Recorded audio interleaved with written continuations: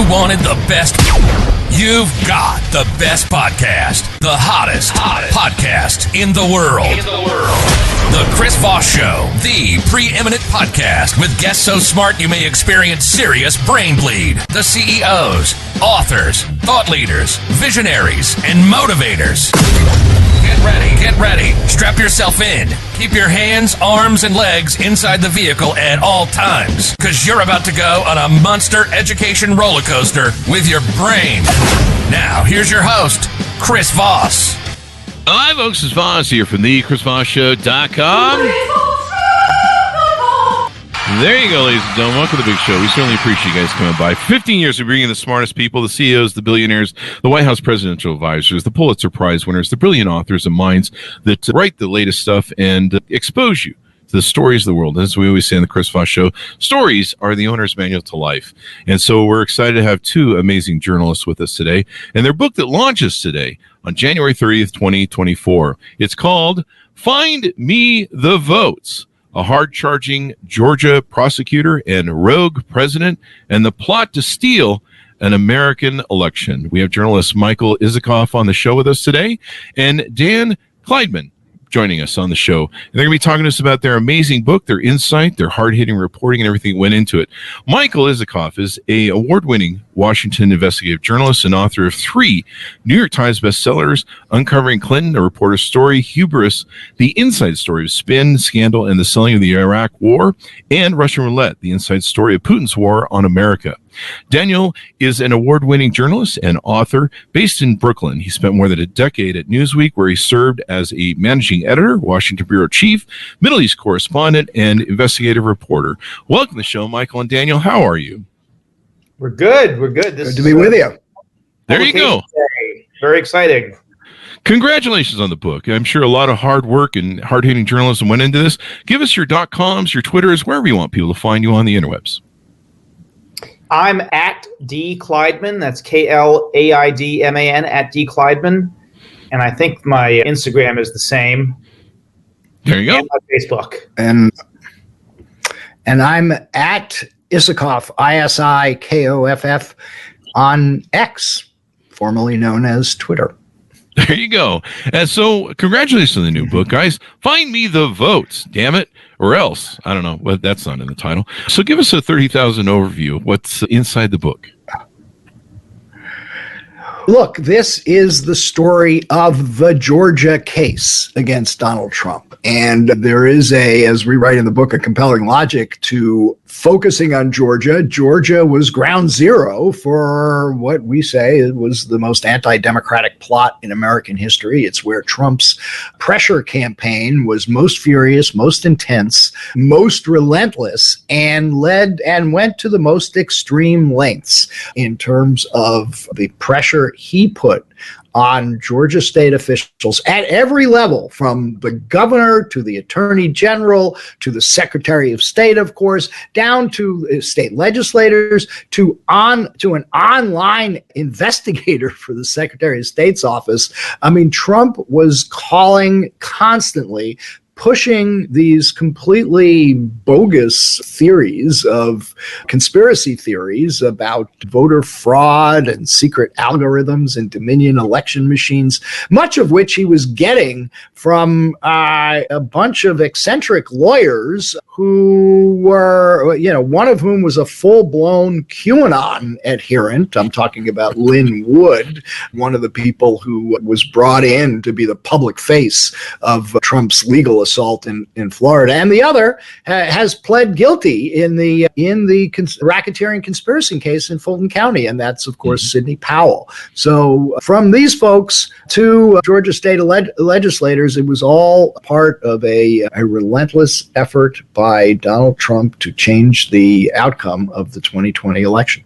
Chris, can I jump in and add to what Mike just said? Because we saw that the widest scope of alleged criminality had taken place in Georgia, from the fake elector scheme to lying to government entities, to a full-on cyber heist of an election office to get access to voting machines and sensitive voting data, to threats against average Georgians. This was the case that had the most, the biggest sort of human dimension in terms of the victimization of average people, and also high-level officials, as Mike was alluding to, the pressure campaign against people like Governor Kemp.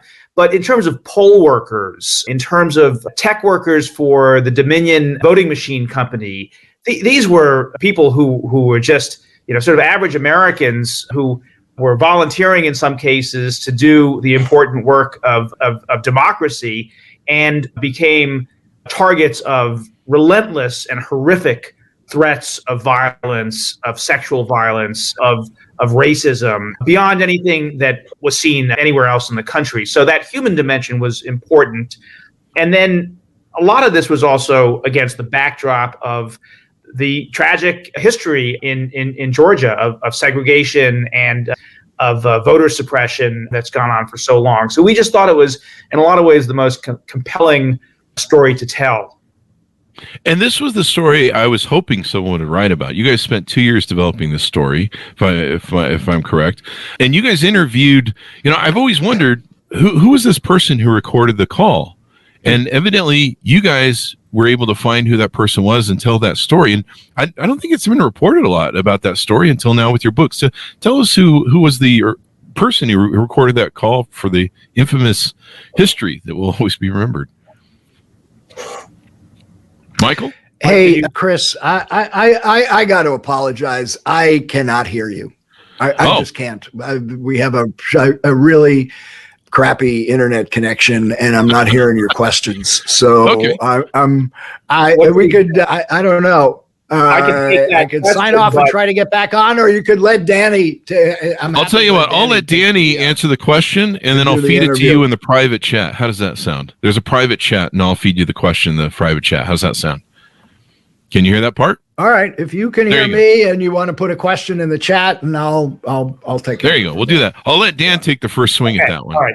Yeah, look, this was one of the most extraordinary stories of this whole book in some ways. One of the things that we found reporting this book was there were a lot of unsung heroes. For one thing, and I think it hasn't gotten quite enough attention, there was, as we described it, a Republican wall of resistance to Donald Trump at the highest levels of the government in Georgia. So Brian Kemp, the governor, who resisted Trump's furious entreaties to get him to hold a special session of the legislature to overturn the election, to the attorney general who threatened to resign, rather than be bullied by Trump, to Brad Raffensperger, famously, who took the call from Trump.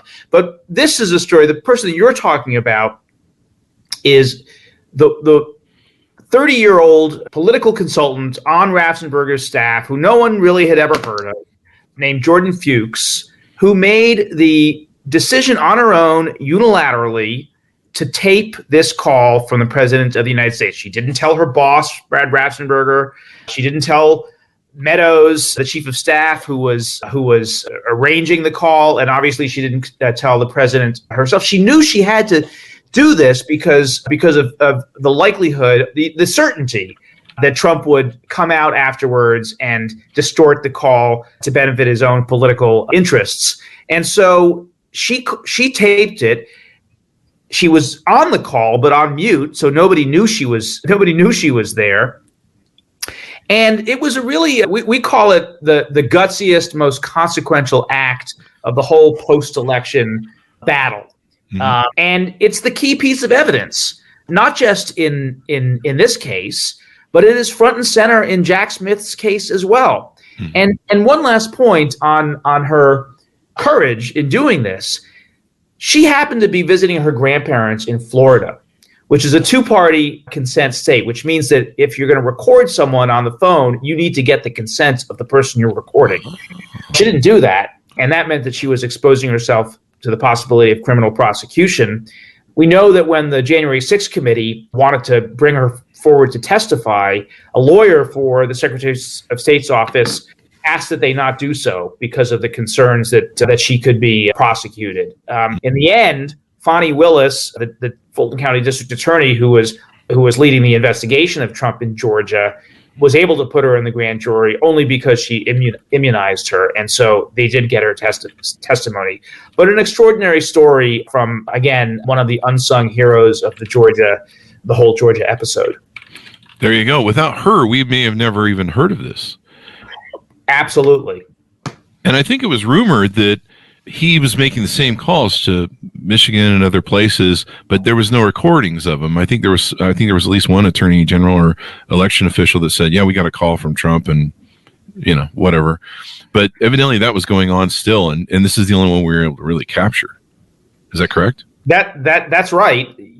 And so we don't know what else he said on any of these other calls, but we certainly know what happened in Georgia, yeah. and here we are as a result of it. There you go. Now, you guys have exposed several things in the book. What are some of the other mind-blowing things did you uncover in the book that, I'm seeing the different things about what's been reported in the book. What were some of the other surprises that you found that are in the book? People are going to be like, holy crap. Mike, can you hear? Or do you want me to take it? No. I'm sorry. I'm just going to have to punt on this. I cannot hear. I mean, Danny knows the book as well as I, and can handle it, but I can't hear the question. So let Danny take care of it. Okay. You're going to sign off? All right. Sorry. All right. See you later, Mike. There you go, Mike. It's always, when you're on the hotel road, sometimes those hotels. It's tough. It's tough. Fortunately, I've been doing this for the last couple of days, so I actually remember what's in the book. Look, Chris, there are a ton of revelations in this book, and all sorts of things that really surprised us. Let me tell one of, I think, the most dramatic stories in the book that comes actually in the prologue, and then we revisit it toward the end of the book. But we talked a little bit about the threats against, poll workers and other people involved in administering the election in Georgia. Fani Willis, the DA, and her team were the target of relentless threats after her investigation really got going. And a lot of it was generated, I think, by Trump, who was out there tweeting about her and calling her a racist and calling her a fascist and a thug and so on and so forth. That clearly riled people up. But in the days before she announced the indictment, the threats against Fani Willis were really intensifying. And wherever she was getting these threats because many of them were coming into her cell phone.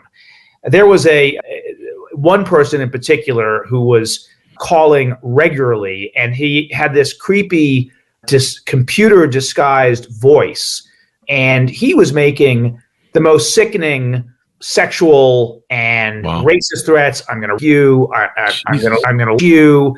Look, she had gotten used to a lot of these kinds of awful threats, but what really rattled her was when this person started to mention her daughters, and he pronounced their names correctly, and he indicated he knew where they lived, and he actually said what their addresses were. So right around this time, a couple of days before the indictment, her security staff discovers on a dark web MAGA site an assassination threat. The words were, "The best time to shoot her is when she leaves the building." Wow. So the security staff came up with an elaborate operation to protect her and to smuggle her out of the building. And it really extraordinary. So this occurs on the evening that the indictment is announced. Fani Willis gives a midnight press conference. We were there. Mm-hmm. We watched it. Unbeknownst to us and reporters who were there from all over the world, when she leaves the room, she heads into a back office. And when she gets there, she takes off her business attire, black business suit, her string of pearls, and she puts on civilian clothes, sweatpants, a t-shirt, sneakers, and a baseball cap. Meanwhile, a member of her team, one of her investigators, who's about the same size as Fani Willis, puts on clothes very much resembling what Fani Willis was wearing: black business suit, a string of pearls, pumps, and a black bob wig that looked like Fani Willis. She puts up one other accessory, which is important to note, which is a Kevlar bulletproof vest, because the body double, along with a number of other members of the staff who are posing as deputies, as Fani Willis's deputies, they walk out the front of the courthouse, and they get into official black SUV and leave the courthouse. Fani Willis and her actual staff, dressed as civilians, they sneak out the back of the courthouse. They get into unmarked civilian sedans, and they're whisked off to an undisclosed area. Wow. Fani Willis ends up at the sort of corporate hotel, the hotel where she was staying, under armed guard, and waits out the storm after the indictment. So a pretty dramatic story. I can go on if you want me to talk about other revelations, but I'll please do. Yeah. I mean, that's extraordinary. You feel like we're living in Colombia. You know how Colombia has to have those secret courts, and Yeah, exactly, and right, and it's an important point, because the fact that we don't feel safe in our courts, in the institutions that are the symbols of the rule of law in this country is problematic. The other thing I would say that we found both surprising, revelatory, and really disturbing was the extent to which the QAnon kind of conspiracy cult was a driver of the Stop the Steal enterprise. We all knew that some of these people involved in all of this kind of dabbled in the QAnon conspiracy, but we did not realize the extent to which key figures were really almost driven by these crazy conspiracy theories. Mike, I think, mentioned the lawyer Lynn Wood, who was one of the most celebrated lawyers in America. I mean, in the 90s, people as old as we are will remember that Lynn Wood represented Richard Jewell, the falsely accused Olympic bomber, the Benet Ramsey family. And then at some point, in the last few years, he went down the QAnon rabbit hole. He was tweeting that Mike Pence would be executed by firing squad, that Chief Justice John Roberts was involved in pedophilia and child sex trafficking. These are cornerstones of the QAnon conspiracy theory. And he really became a kind of symbolic of the relationship, the kind of symbiotic relationship between QAnon and Trump world. And even after, posting all of these crazy things, he was invited into the inner sanctum of the Trump campaign's kind of legal command center. He was the really the face of Trump's quixotic legal battle in Georgia. This stuff it's not just weird and exotic. It's consequential and it's dangerous because Lynn Wood was filling the social media channels with hateful rhetoric. That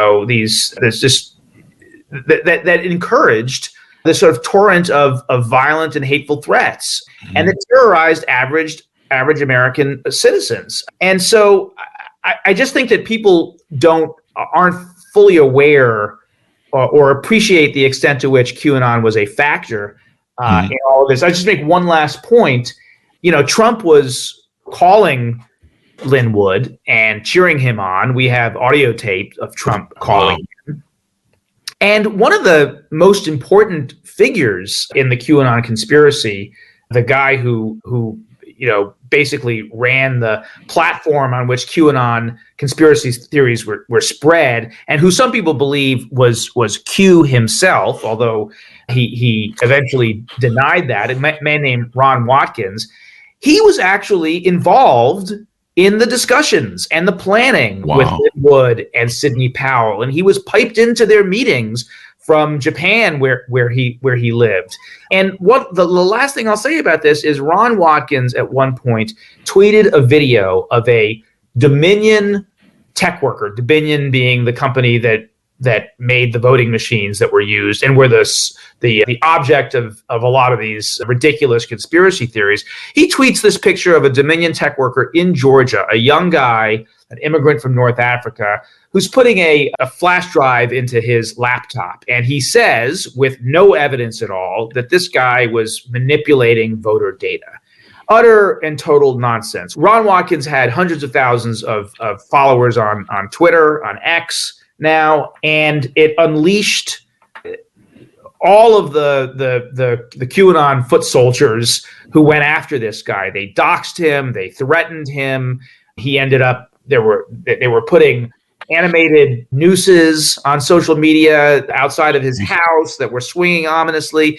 Our understanding is this young guy, for years after all of this happened, was still suffering the effects of PTSD from all of this. So again, really consequential and dangerous stuff that had a real impact on average Americans. There you go. And I'm glad you guys are writing this stuff, because the importance of journalism is to remind people and give them a more in-depth effect of what went on, because people, they forget, what's the joke about Americans after 3 weeks, they forget, and whatever's going on in the Kardashian is more important. And so it reminds people of like, hey, this is how hellish it was and how dark of a moment was in our history. I think, tell me if I'm wrong, but I think there was maybe a handful of people who stood between us and the brink. There was Raffensperger. There was the two people at Justice that told Eastman to shove it up his woo-ha when he tried to take the thing. There was probably actually maybe one more. There was the White House, the attorney for the White House, I forget his name, who stood up in that big meeting they had where they got in the fight with yes, I think that was Cipollone. Yeah. And then Pence in saying I'm gonna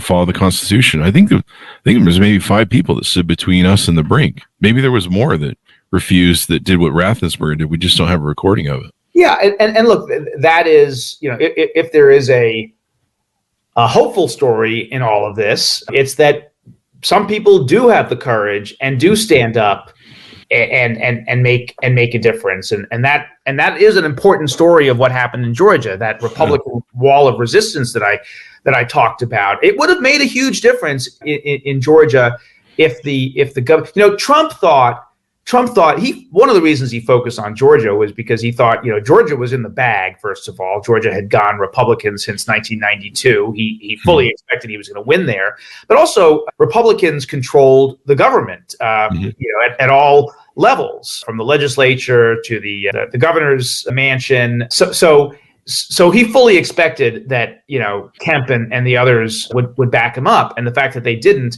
was really significant. I mean, had they been able to call a new session of the legislature, who knows what might have happened. And, the thing that is, I think that is worrisome is, we're about to go through an election in all likelihood again between Trump and Biden. And that's, troubling in a number of ways. First of all, in Georgia and elsewhere,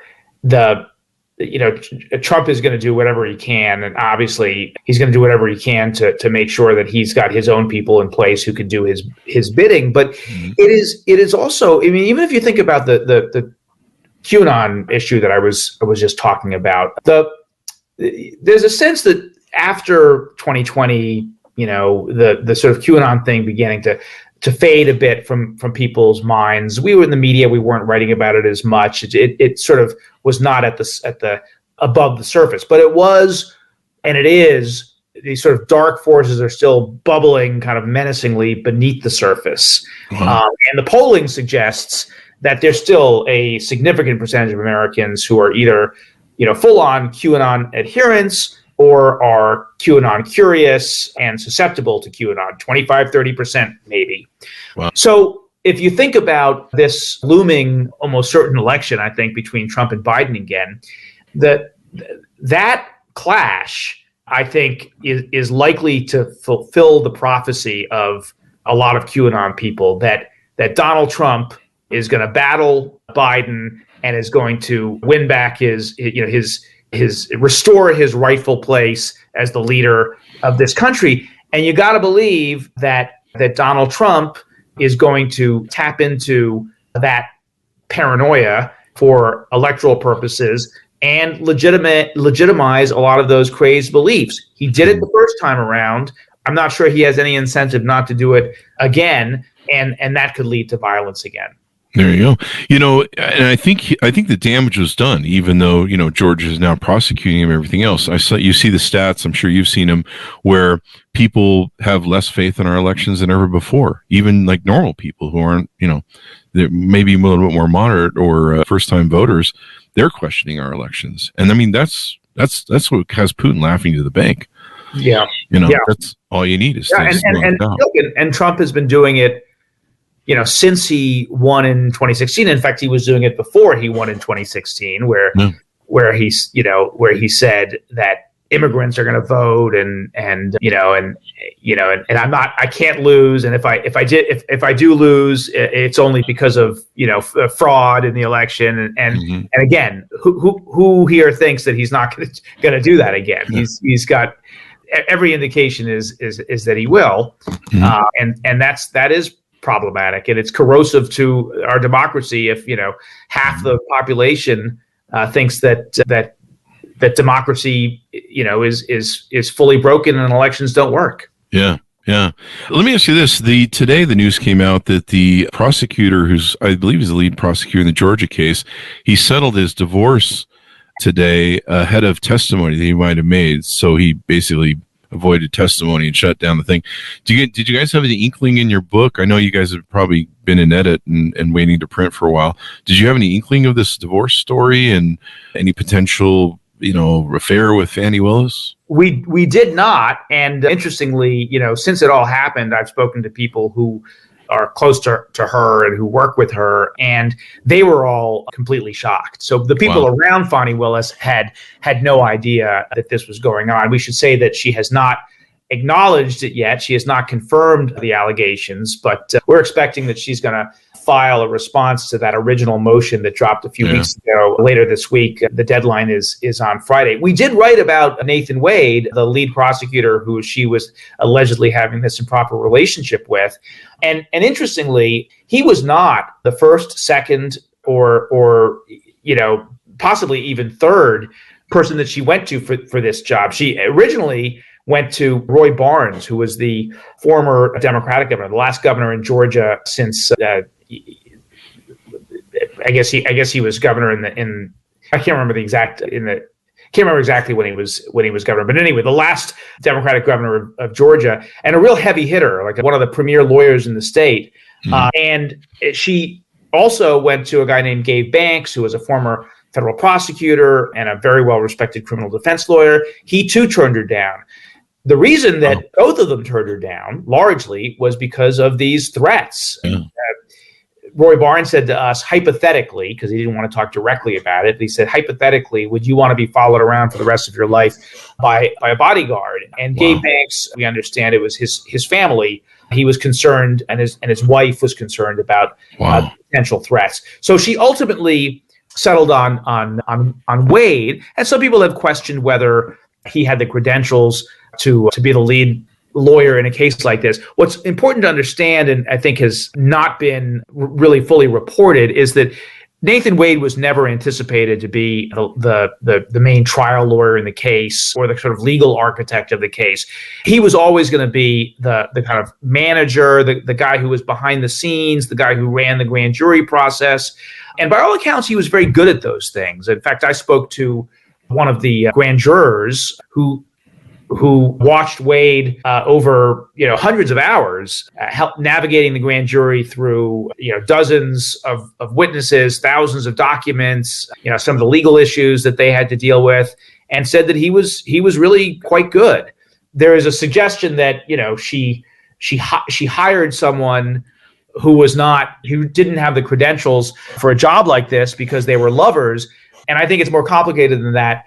Also, we don't know that if they were having a relationship, a romantic relationship, we don't know whether it started before or after she hired him. Yeah, and I mean, imagine it wouldn't really overthrow the case or derail the case, other than just to throw mud on it and Yeah, but this is it's an important point, Chris, because look, the theory of the Roman motion is that Fani Willis and her whole team, and therefore the whole office, should be disqualified from bringing this case because of its conflict of interest, because the relationship with Nathan Wade and the fact that they went on vacations together and there were some financial entanglements suggests that she has some stake in the outcome of this case. That rests on the idea that because she was paying Nathan Wade and they used maybe some of that money to go on a few trips, that they were essentially, there was some kind of a corrupt agreement between them. Hey, let's prosecute the former president of the United States. That way we have this case that'll go on for a long time. We can make a lot of money and go on a lot of trips. It's absurd. All prosecutors get paid for their jobs. They all would have an incentive. And the reality is that the conflict of interest rules in Georgia are quite clear. First of all, they have to be an actual conflict. Second of all, you have to have, it has to be something that would give you a real, where you have some improper stake in the outcome of the case. So, for example, if Fani Willis had been dating the judge in the case, or a defense lawyer in the case, or a cop in the case who was a witness, that would be problematic. If, for example, and we know she didn't do this, but if, for example, she had hired Nathan Wade on a contingency fee basis, i.e., hey, I'll pay you X to do the case, but if you got a conviction, I'll pay you twice as much. That would mean that he had a stake in the outcome, and that would suggest the improper bias or whatever, and that's not the case either. In the end, Judge Scott McAfee, who is the judge presiding over this case, is going to have to look at Georgia law and precedents and make a decision based on those things. It's not about the optics. Gee, this looks bad, and so I'm going to toss her from the case. Although, judges have a fair amount of discretion, and so we don't know exactly what he'll do. But most legal experts that I've spoken to think it's unlikely that he will disqualify her. That'll be good. I would hate to see this whole thing unravel.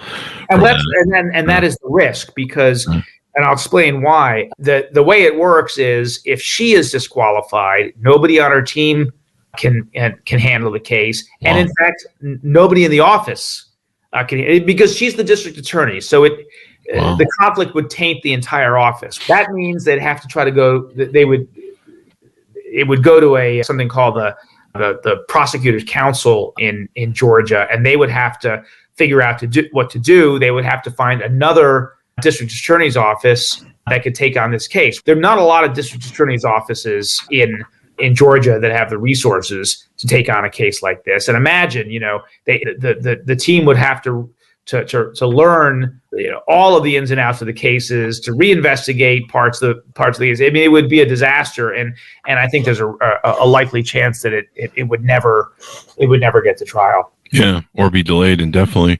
Definitely, yeah. We had Peter Strzok on, and he'd been on the Mueller report, the Mueller Commission thing, and the incidents with his messages. He's a really nice guy, but the incidents with his messages with Lisa Page and stuff, that just tainted the report. And so I'm sure even if they don't find any impropriety, they're just going to keep painting, the Georgia cases.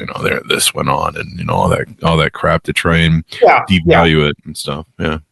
Yeah. They will. I mean, and they had been doing that even before any of this came out. So that was the playbook. And now they do have some, they have some fresh ammo. Yeah. It'll be, if she hangs on, which I suspect she will. If she hangs on, it'll be interesting to know how much juice that continues to have, or if it sort of fades over time. I think, my guess is that after the 15th of February, when the judge is holding a hearing in this case, after this is resolved, if she hangs on, you're going to start seeing Fani Willis doing the kinds of things that, maybe need to be done to rehabilitate some of this, these reputational issues, maybe doing some big interviews. And I suspect you will also see her in the courtroom. She is a fierce and incredibly talented courtroom lawyer. And I think that may be part of her strategy to rehabilitate her reputation. There you go. She'll be angry. So very insightful, man. Lots of great data. Give us your final pitch out for people to order up their book wherever fine books are sold. Look, I think the virtue of writing a book and doing kind of nonfiction narrative nonfiction is that we had an opportunity to sort of tell the whole story of the Georgia investigation and as we call it, the plot to steal an American election. It's all in one place. It's character driven, and it makes a lot of we use narrative and characters to make some larger points about where we are in this country right now in terms of elections, in terms of the threat to democracy, and it's a really important story going forward. We didn't just write this story because it was a colorful tale. We wrote it because we thought it was a warning signal for what is looming, what could happen in 2024, and people need to understand what happened in 2000 and 2020 to be on guard for what could happen in 2024. So we think it's a really important book in that respect. And the last thing I'll say is just to come back to something I said before, which is sometimes these news stories can seem distant and remote, and how does it affect me personally? Well, the people who were targeted in Georgia, the average Americans who gave up their time and sacrificed so that to give people the right to vote freely in this country, they are just average Americans like many of us, and they suffered terribly because of all of this. And it could be any of us, any civic-minded person who wants to participate in our democracy and vindicate, the rights of Americans to be free. They are all potentially targets of this kind of conduct, and that's important for everyone to know. Yeah. I mean, we are all the stewards of our democracy. Exactly. It's important. Very well said.